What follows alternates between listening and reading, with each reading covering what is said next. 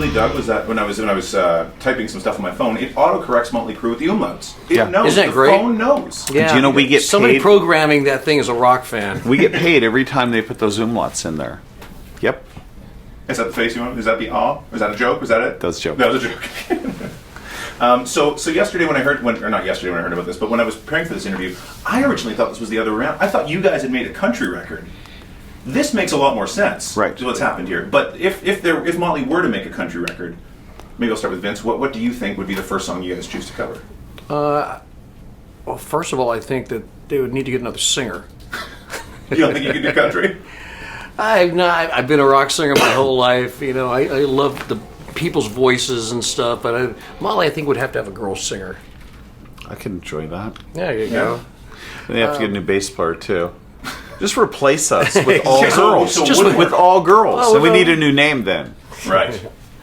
Yeah, I wish I had a suggestion. I don't know what song. I mean, because all these songs are, have their own life with everybody's stamps on them. I mean, Justin Moore's version of "Home Sweet Home" is you can't get much better than some of these cuts that these guys did. So I was actually going to ask you that, Nikki, last year when we spoke on the phone. One of my questions was going to be a song like the one Carrie did. What other Motley songs would lend themselves to country arrangements? And it looks like most of them kind of do. Yeah. So was Motley a country band without realizing it, or has country just shifted to a more rock and roll sound? Like, do those arrangements just lend themselves to any genre? Motley is a band where, and I think Vince will, attest to this, is how many songs did I bring in and just on an acoustic guitar?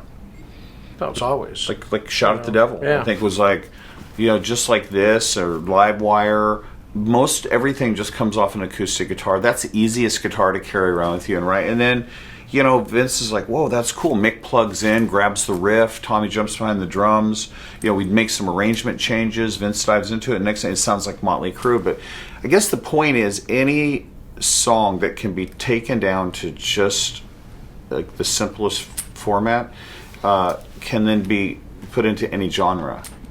You take any Rolling Stones song, it could be electronic to country to bluegrass, and I think it's the same. I've heard like crazy renditions of people's music, and this is a great example of that, and I think for a band makes us feel proud that our songs have stood the test of time and we're able to be stripped down and then rebuilt back up. I wrote Timeless beside Don't Go Away Mad. Like that, it worked 50. If it was in the 50s, if it was in the 60s, it wouldn't matter. Like it's a timeless tune.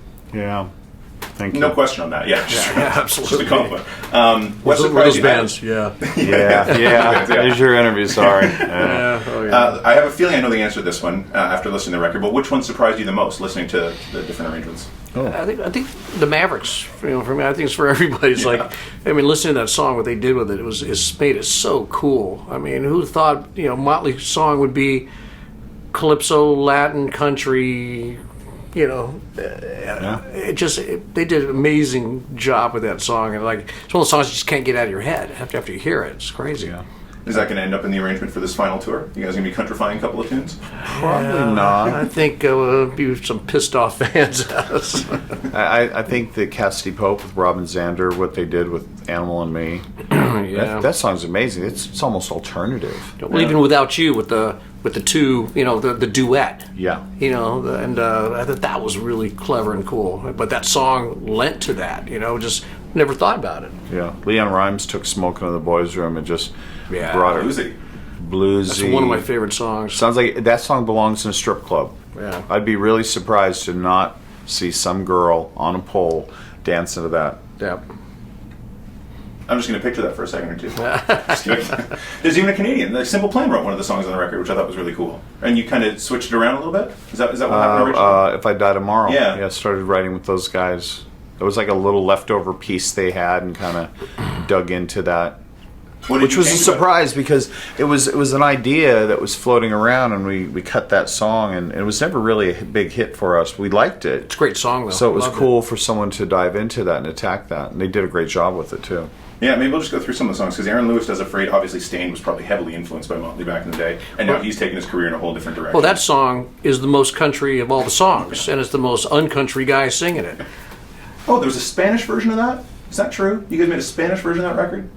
Afraid? Afraid? Yeah, or that whole Swine record, right? There, we started going down that road. I think we did Glitter. It was Glitter, because I remember having this Spanish girl come give me Spanish lessons on with that song, so I was going to just record it, and she's pretty attractive. My wife would come home, and I'm sitting on the couch with this girl. Like, who the hell is this? It's my vocal it's coach. my Spanish teacher.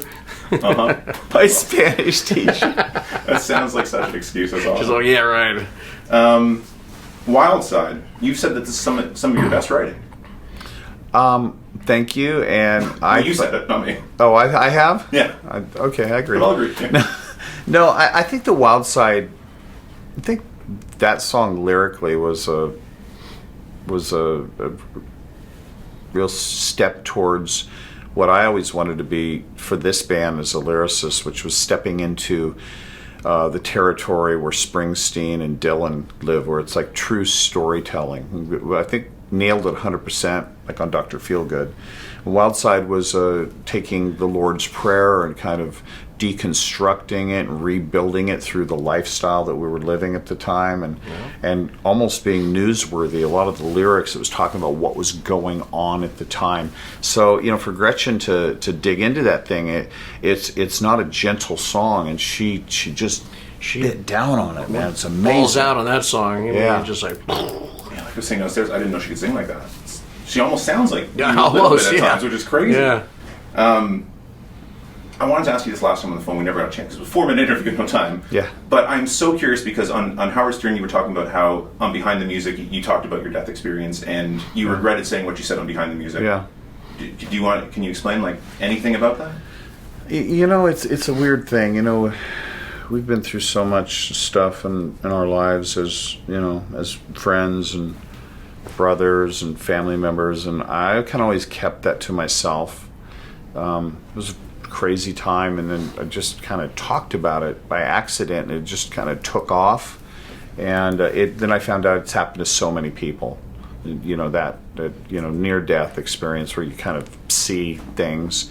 I'm a little tired of talking about it because I don't actually want to glorify it, and it's but yeah, it's like one of those things where it kind of the cat's out of the bag, but it was almost like a spiritual kind of slap in the face.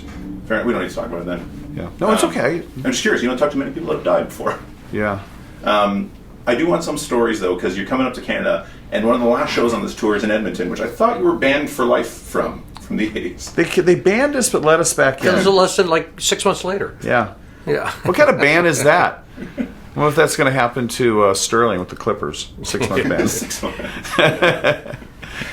We hope not. We hope it's longer. What can you tell me about The Dirt?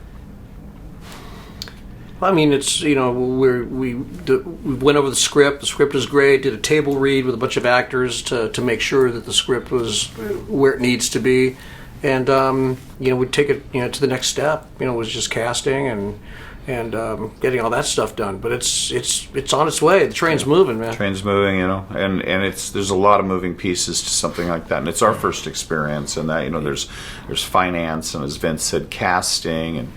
Location and budget. We don't want to make a Lifetime movie. This is going to be a real movie, real actors, not fluffed over junk that you see like some of these rock and roll movies are, and so we're excited about that. It's almost not a rock movie. It's a story of survival, a gang. Yeah. To be honest with you. And for us, we've always said we would like it to feel and smell and even look more like Goodfellas or Boogie Nights, Train Spotting. So if you hear those kind of references and the band's history and what Vince is saying, it's not Rock of Ages. Even Wolf of Wall Street. Yeah. Those true stories. That's what we want. That's where we want it to be, and we're willing to go that far. The opening scene in the on the script. We'll see if that makes it. We'll never make it. Never make it. Well, now I want to know what it is. You're not going to tell me. Can't. I got to let you go anyway. Can we tell him? Yes, please. Let's do Yeah, it. we can't tell him. Okay. It So we gotta do something called involves 5 squirting. We'll leave it there. Okay. 5 quick questions, 1-word answers. Okay. Nikki, you've done this before. Road or studio? Oh, road. You can answer as well. What was it? Road or studio? Oh, road. Lennon or McCartney? Courtney.